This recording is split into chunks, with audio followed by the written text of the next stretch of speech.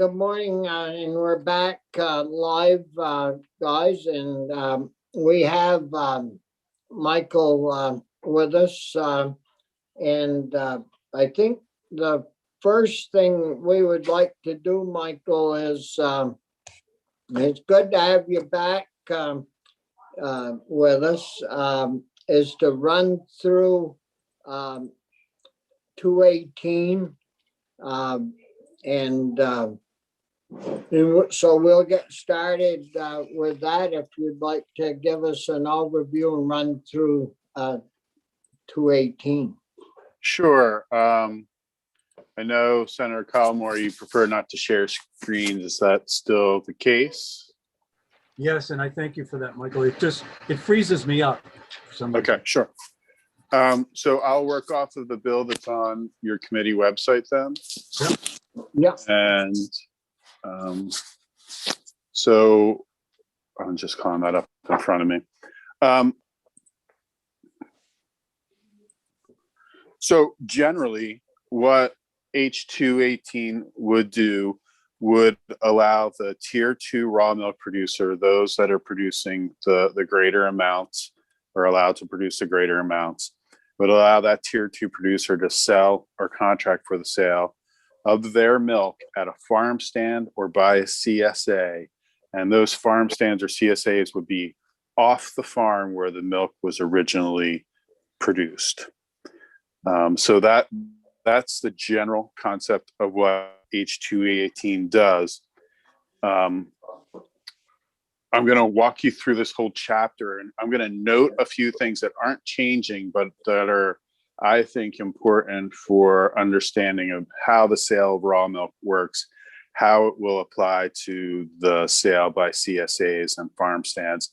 So there's not a lot of changes in the first part of the bill, but there are a few things to remember or recall from your prior legislation on this subject matter.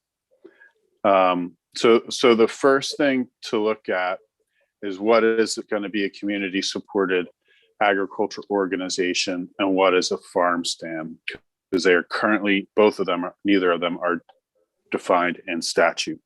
So a CSA organization is going to be a farm or group of farms, each subject to regulation under the RAPs, that grow, raise, or produce agricultural products for consumer shareholders or subscribers who pledge or contract to buy a portion of the agricultural products of the farm or group of farms.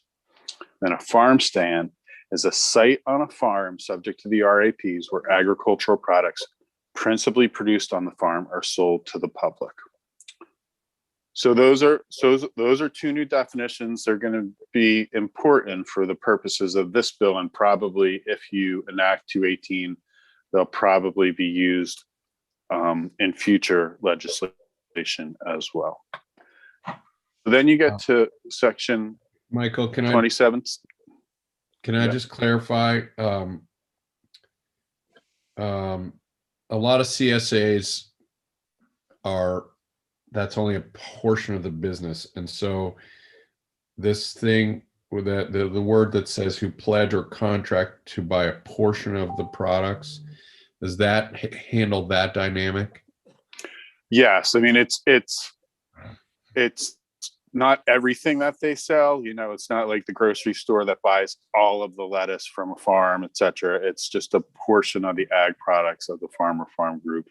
Or you could even say a share, right? Because sometimes that's how the CSAs are characterized. I just want to be clear that, I'm most familiar with Zuckerman's Farm.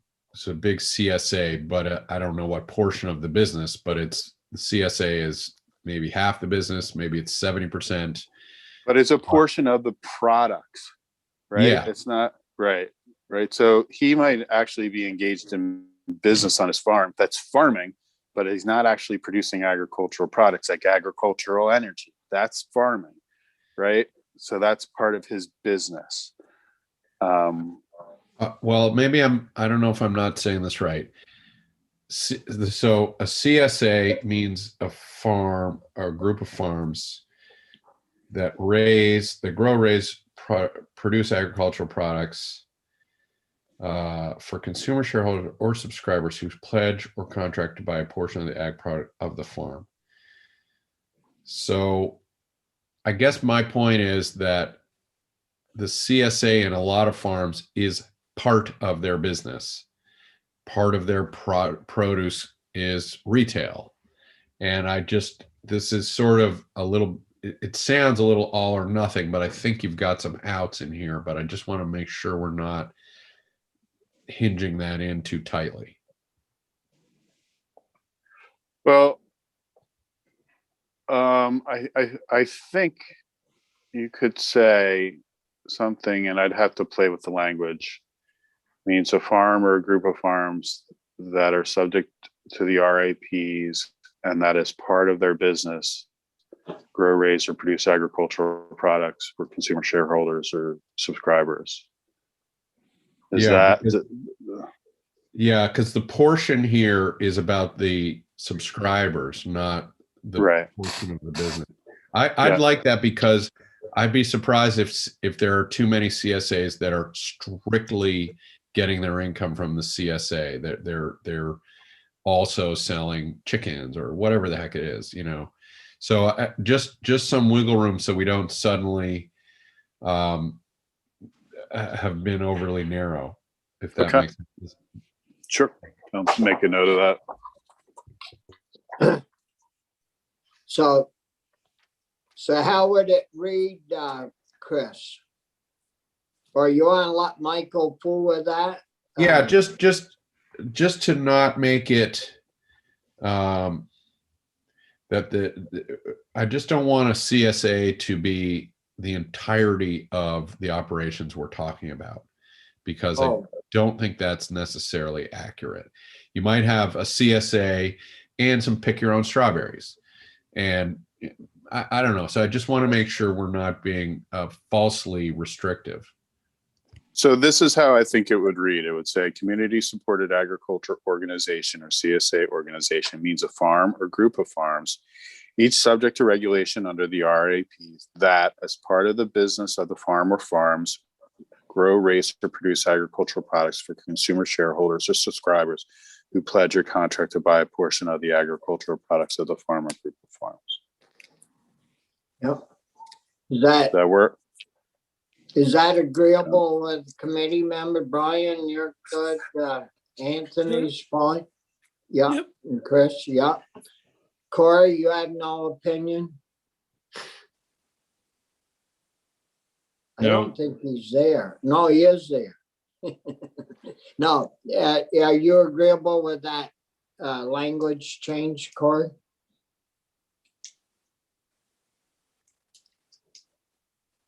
I froze up on us. No, I don't have an opinion on it. Yeah. So I guess, we'll approve that change, and you want to continue, Michael? Okay. So then you go into 6 VSA 2777, and these are standards for the sale of unpasteurized raw milk by both tier 1 and tier 2 producers. So there's a few things that are not changing in this section that I just want to point out to refresh your memory about the standards that are going to apply to the tier 2 producers that sell at farm stands or CSAs. So the first change is recognizing in 2777A that there is an exception to the provision that raw milk shall be sold directly from the producer to the consumer. And that exception is in 2778. And then you get down to a change that the Agency of Agriculture has requested. They wanted to clarify that the rabies vaccinations, brucellosis, and tuberculosis tests that are required for animals in the raw milk herd the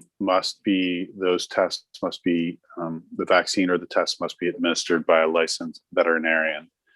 And so you'll see those changes in sub C 1A, 1B, and 1C. And how was that prior? I mean, wouldn't a vet have to do that anyways?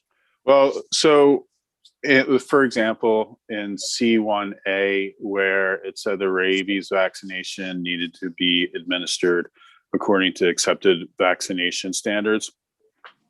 The agency has always interpreted that to mean by a licensed veterinarian, but it doesn't actually say that. So there was some debate about whether or not it had to be by a licensed veterinarian. And so they're looking for greater clarity rather than a Yeah. change in operations, just clarity in the law. Yeah, that makes, I mean, I think we all assumed that that was a vet doing that. So no, that's clarity. Okay. Yeah. So then a couple of things I just want to note.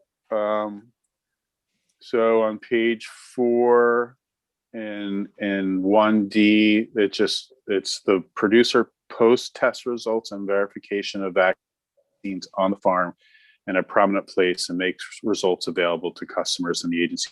So that is still a requirement. So a tier 2 producer selling to CSA or farm stand needs to post their results and make them available to customers and the agency of ag.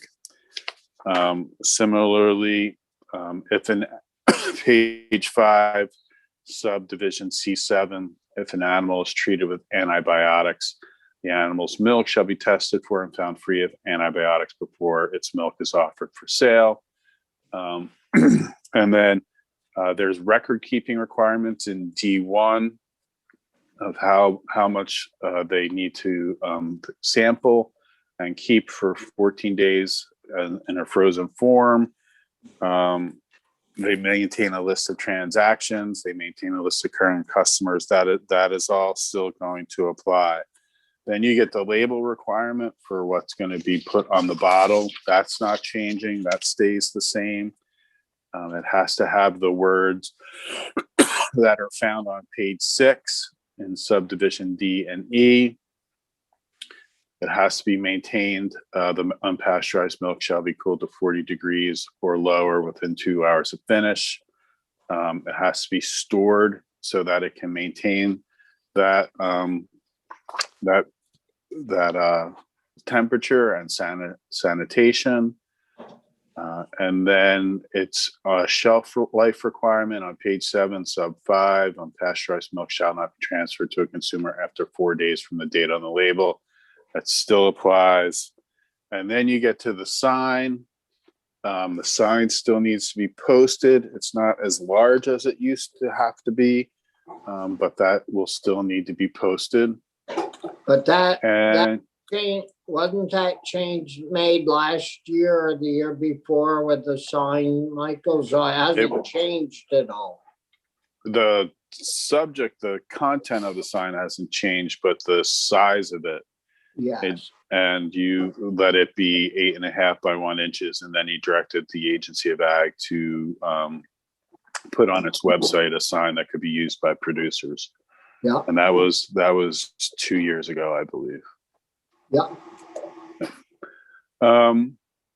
And then you get on page 8 to the difference between tier 1 and tier 2. Tier 1 is a producer selling 87.5 or fewer gallons per week. And then a tier 2 is a producer selling more than 87.5 to 350 gallons of unpasteurized milk per week.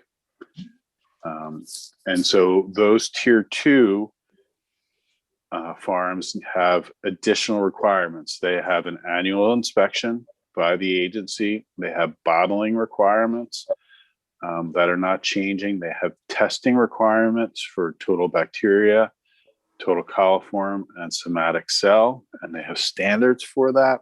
Those are not changes. The producer shall ensure that all test results are forwarded to the agency.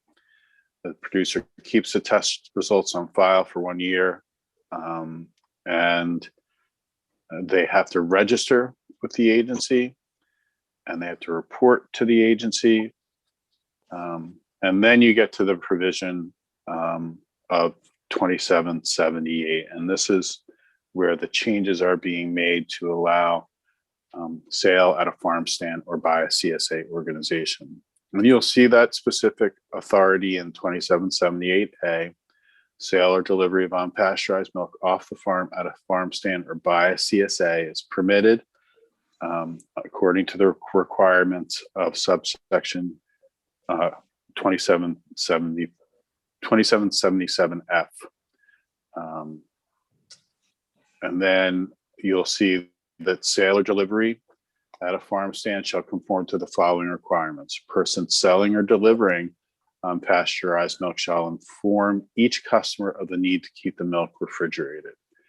And then you can drop down to page 11, where you'll see a producer may contract with another individual, a farm stand or a CSA to deliver or sell the unpasteurized milk in accordance with this section.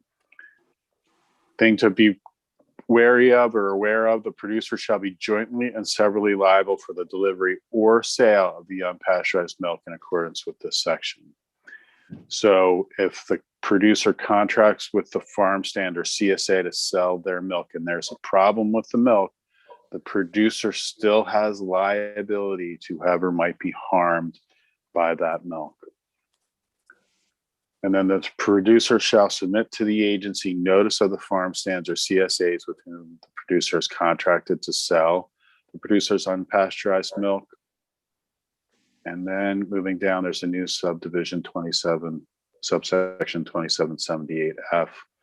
A farm stand or CSA selling unpasteurized milk produced on a farm other than the farm or farms where the farm stand or CSA is located shall maintain a list of all customers to whom unpasteurized milk is sold, including basically their contact information, then date of purchase and the amount purchased. They shall submit those records to the producer weekly. So remember that the tier 2 producer under 2777 has record keeping requirements, and the agency has access to those records, and the agency can inspect those records when they do inspection. So the agency wants to have one place where all those records are available, including records from where and when the milk is sold by a farm stand and the CSA. So the agency asked, and generally the advocates agreed that the farm stand or the CSA would remit the records of the sale to the producer on a weekly basis, so that all of the records for the producer sale are in one place at the farm where the milk is produced. Yeah. That pretty much makes sense, to have all the records at the producers where the milk's being produced. And I would think when they take the milk for this week, they'd pick up all these papers, take them back and file them at the farm, on the next day or whatever. So right. So there's going to be interaction between the producer and the farm stand and the CSA, and there's opportunity for, because remember, it's 4 days. You can't sell after a shelf life of 4 days. So there's going to be a fairly regular interaction between the farm stand and the producer. So the record should be able to change possession pretty easily. yeah.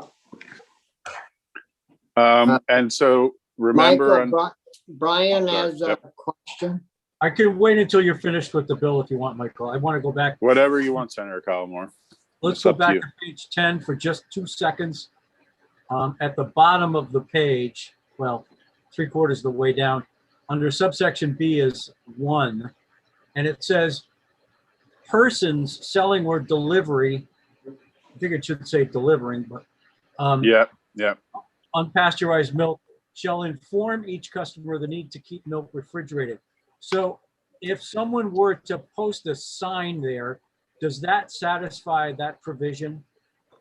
In other words, if they're not there in person to say, hey, don't forget, John, you need to keep this refrigerated, could a sign saying that same thing satisfy that provision? I believe that is contemplated, because some farm stands might not be staffed the entire time. And there was a discussion in the House as to whether to require staffing when the unpasteurized milk was sold. And the advocates stated that wasn't a realistic requirement. So if they're going to be able to sell and maintain this notice, that this notice has to come in a signage form in some cases. Okay, thank you. Yep. Okay. I am, I think, almost through the bill. Remember on page 12, remember in 2777 for all producers, there's the temperature requirement. Because these are not producers, it's restated that they need to keep the milk at 40 degrees. And similarly, it's restated that they need to display the sign under 2777. And so that you'll go into a store, you'll see the sign, they have to have refrigeration that keeps it at 40 or below. And then page 13, subsection G, the sale of unpasteurized milk by a farm stand shall be deemed to be farming under 10 VSA 6001-22 and the RAPs. So this is to address the blueberry muffin problem. Does everyone remember the blueberry muffin problem?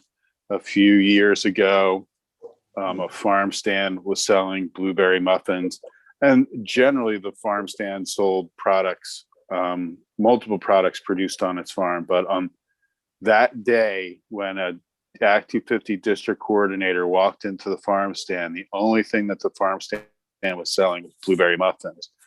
And the coordinator determined that less than 50% of the blueberry muffins were principally produced on the farm. So it was only the blueberries and not the flour and not the baking soda, etc. And then determined that that farm stand wasn't farming. Farm stand potentially needed to get an Act 250 permit.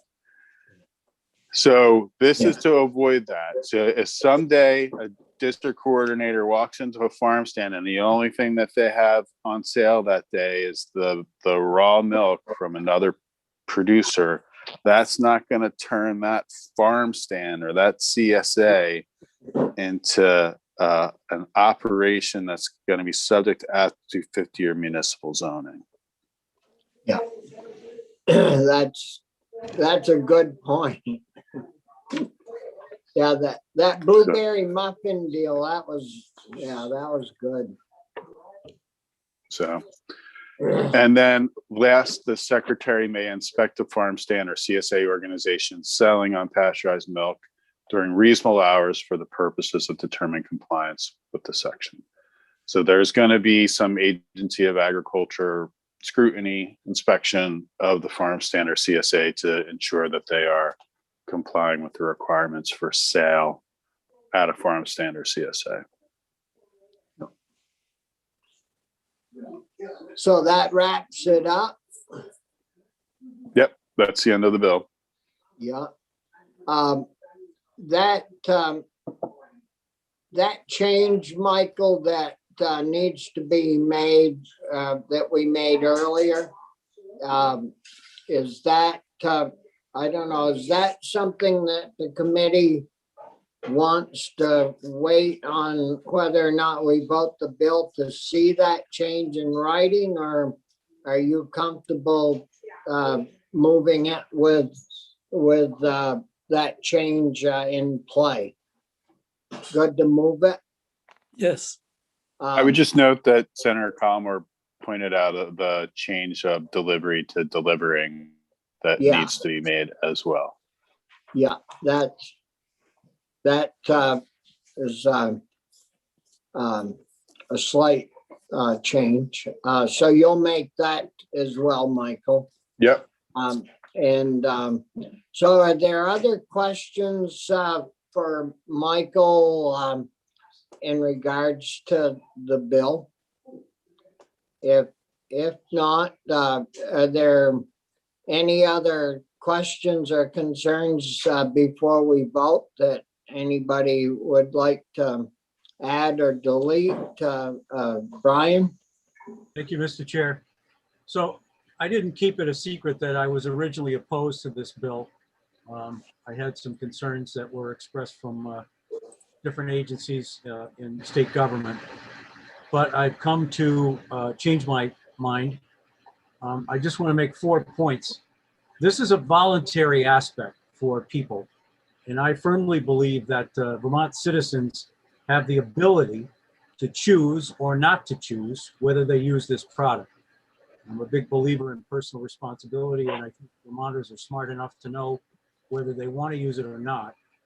I think all the evidence I've seen shows that farmers have shown a consistent diligence in making certain that the product is safe. There's been no demonstrable evidence to me of concerning health issues. And I've gotten considerable constituent feedback, and I'm talking, I think I went on a list somewhere and they said, hey, you better nudge this guy a little bit, which is fine. That's the, hey, that's the way this is supposed to work. And I don't mind that at all. But I'm going to tell you, it was probably like 30 or 40 emails, phone calls, text messages asking me to support the bill. So with those points in mind, I'm going to vote yes on the bill. Yeah. Well, I appreciate your comments, Senator. You know, and personally, I beat around raw milk issues since it was an issue in the legislature, and you know, I've always had concerns, but those what you said is very true, Senator. That we haven't seen any real negative outcry or negative sickness or any of that. I think our farmers are doing a pretty fair job in handling this product that some people want to buy and choice. So no. So anyways, if there are no other comments or concerns by any of the committee members, would somebody like to make the motion to move the bill? Brian? Sure. Yeah. I'm not sure how to phrase it because I know Michael still has to make those two changes. One of them I just consider sort of a Scribner's error, changing an adverb into a verb. And then Chris's and his point was well taken, and I never saw it when we first looked at the bill. But if you don't change it, we're assuming that 100% of what that farm does is CSA work, and that's not necessarily going to be the case for everybody. So with those changes in mind, I'd like to move that we vote out H218 with no amendments favorably. So Well, there is an amendment. Okay. And that's Yeah. why I wasn't sure how to phrase this. So yeah, help me. so the motion is made by Senator Collmore to move 218 out as amended. Is there a second to that? It has been seconded by Senator Polina. Any further discussion in regards to 218? If not, would the clerk please call the roll? Senator Collmore, Yes. Senator Parent, no. Senator Pearson, Yes. Senator Polina, Yes. Senator Starr, Yes. passed 4-1-0. So. I'll get that over to you, Linda. So the vote is 4-1-0, and Senator Polina, would you like to report this, Bill? Sure. Yeah. So Senator Polina will be the reporter.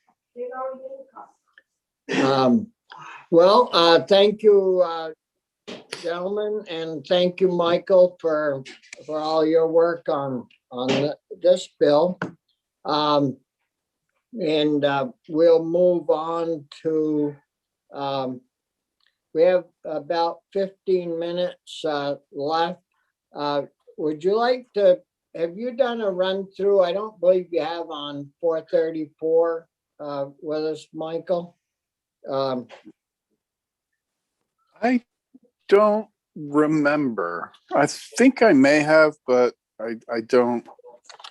Don't really Well- recall. What, 434, I don't know if Carrie, and, Kanika are with us or not. We, oh, there we go. Good morning. We have, we had a letter, from, Julie Moore.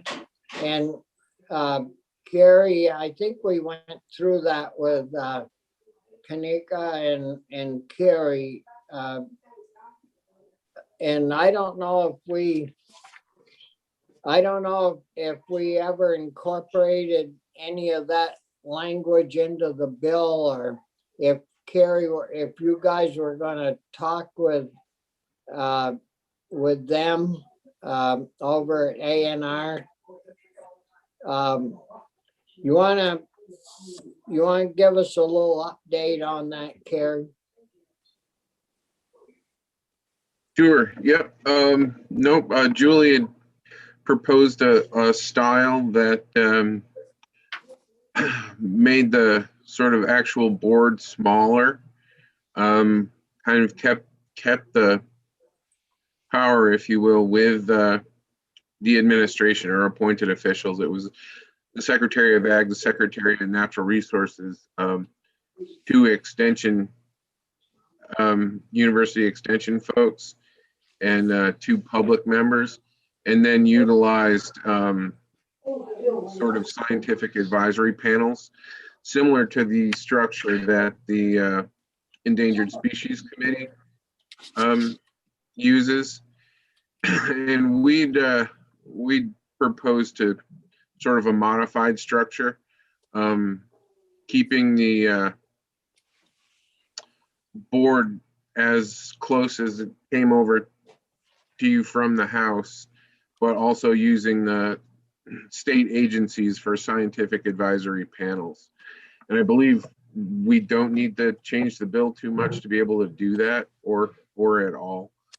I'd like to see sort of the power of the committee shifted from state agencies to public members, and that was sort of what we designed originally. And I think it will, in fact, work better that way. So I we appreciate, haven't really. yeah. Pardon? No, I did sit down with Julie and talk over that with her. I do see the wisdom behind what she's proposed. Keep the decisions at a higher level and use advisory panels instead. But I think what we're trying to do here deserves to have a larger number of folks with different expertise at the table. Well, yeah, I don't know if the committee wants to weigh in on any of this, where we're gonna go with it. But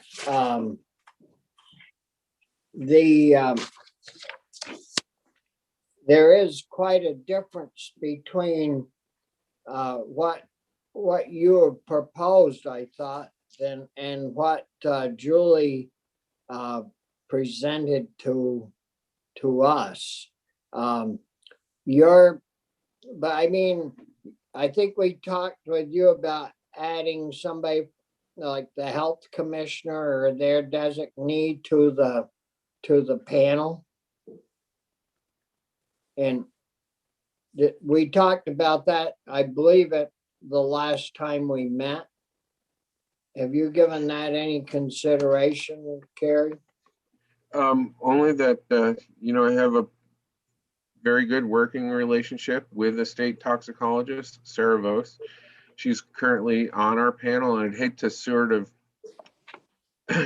she's kind of like a secret weapon. We only use her when we need her, and she's very good. And I would sort of defer to her when we need her, but also not force her to attend meetings that weren't about the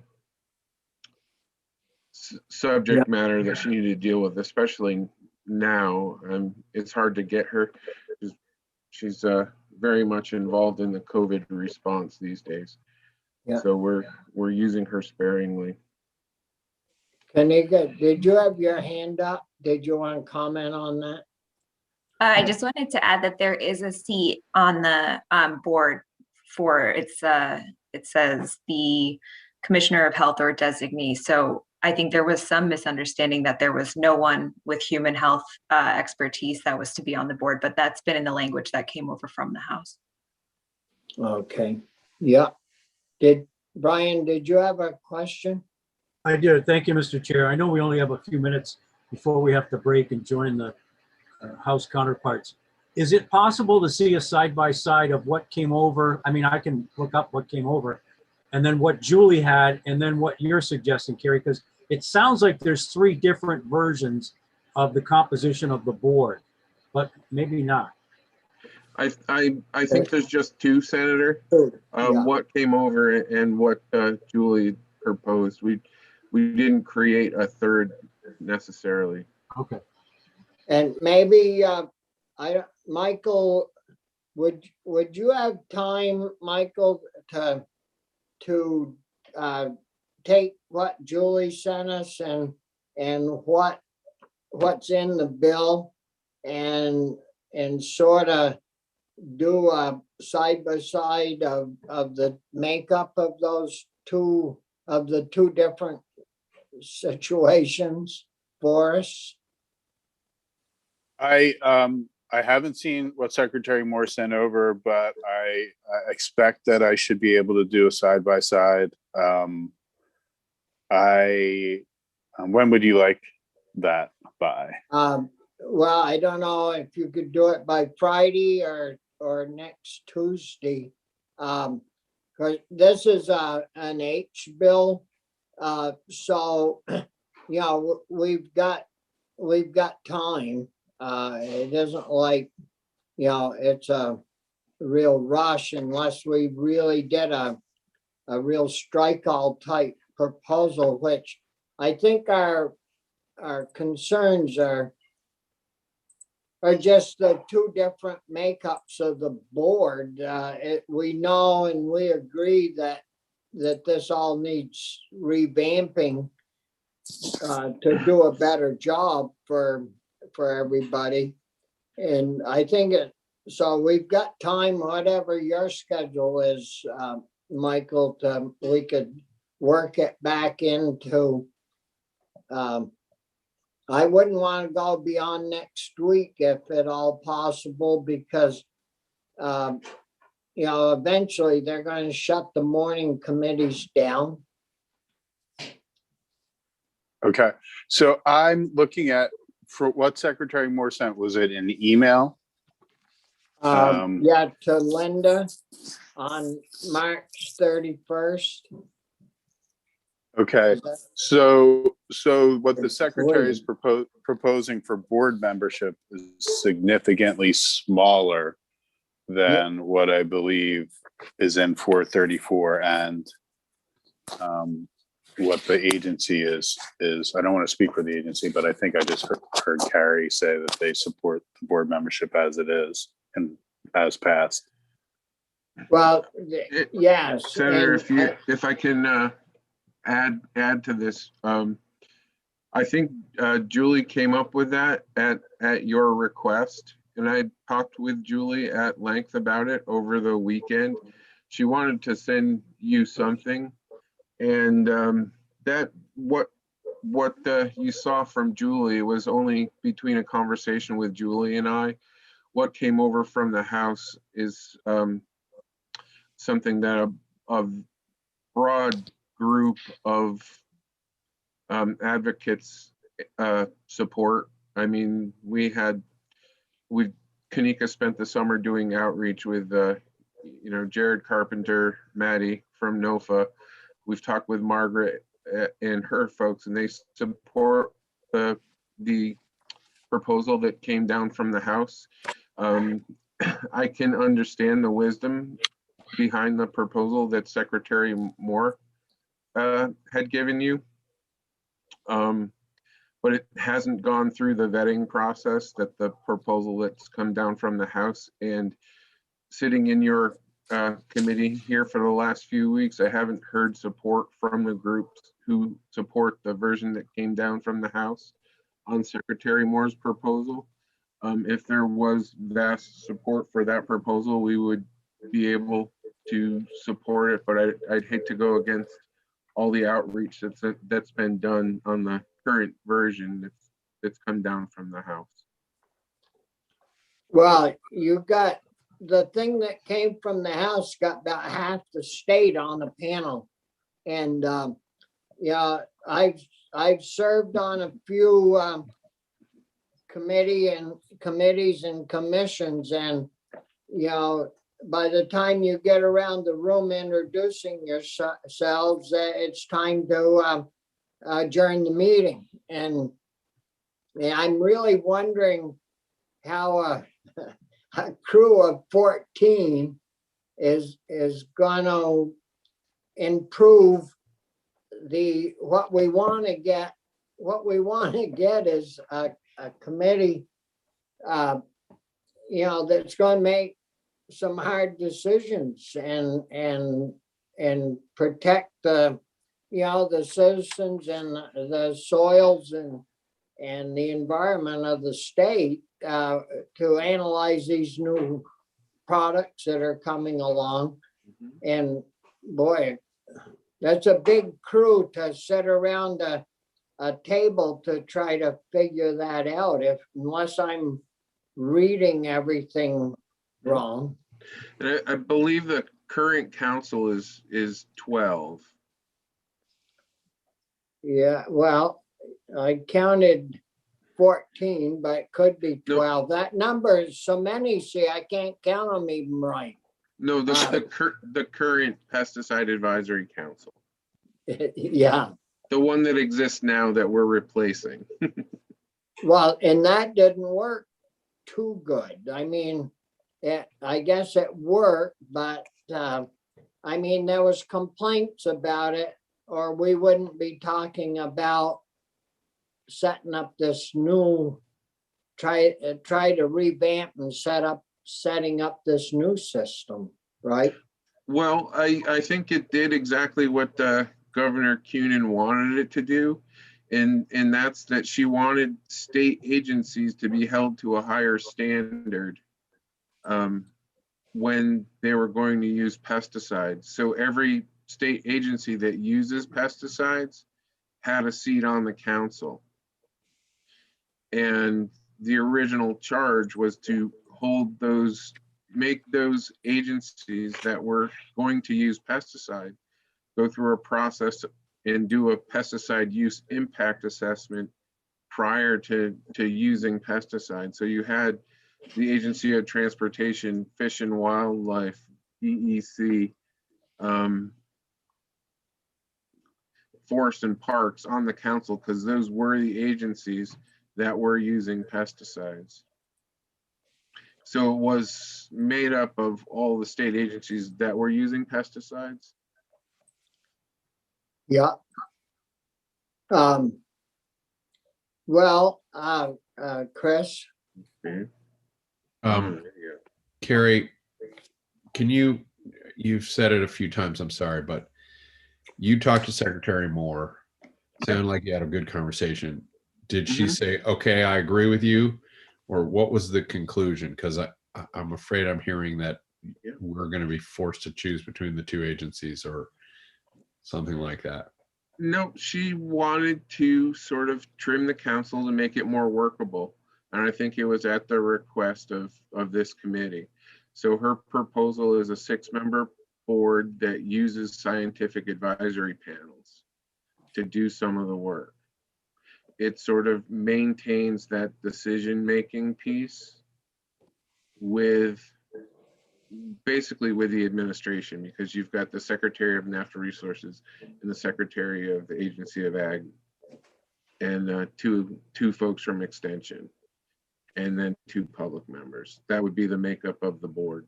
So it's basically structured. Do you want to maintain sort of that political hierarchy? with the administration in charge or as a decision maker, or do you want more of a public body that makes recommendations to both the Secretary of Ag and the legislative body? Okay, thanks. So I do, anyways, we're gonna have to jump off to give our House counterparts an opportunity to join us. But, you know, for the committee, we need to, you know, think about this when, you know, when you have a spare moment. And I don't know, Michael, did you come to any time frame on Sure. your- So I can definitely do kind of a subject matter side by side. Like, because it doesn't, what Julie sent over isn't text, it's just an email. So I can send over what she recommends for the board and what's in 434 as a board. I can put what she recommends for the duties. I can put in what the duties are in 434.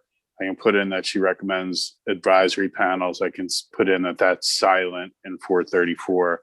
So I can do that kind of side by side pretty easily, definitely by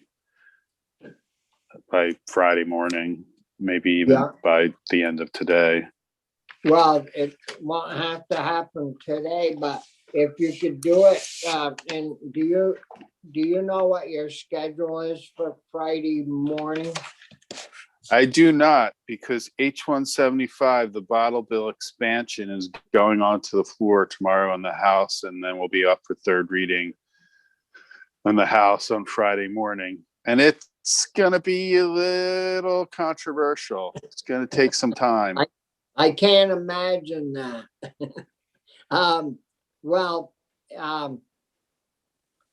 we'll check with you later. We have 421 up for Friday morning, but we'll I'll have Linda check with you to see how things are going on your end, and if things are cleared out and for you, we'll fool with it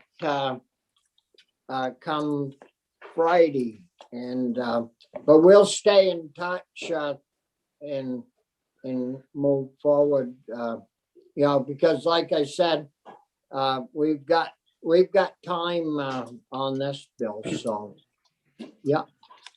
Well, Senator, we do have a response to some of the testimony that you've received on this bill, and I believe Kanika has that in writing. We can either provide that now or the next time you take this bill up.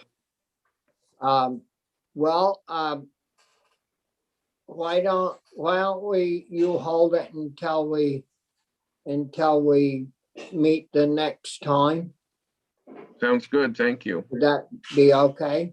Yeah, and so anyways, we gotta jump off, give our house crew a chance to get on, and then at 10:30, we're switching gears. So thanks, all of you folks, Carrie and Kanika, and thank you, Michael, and we'll see you soon.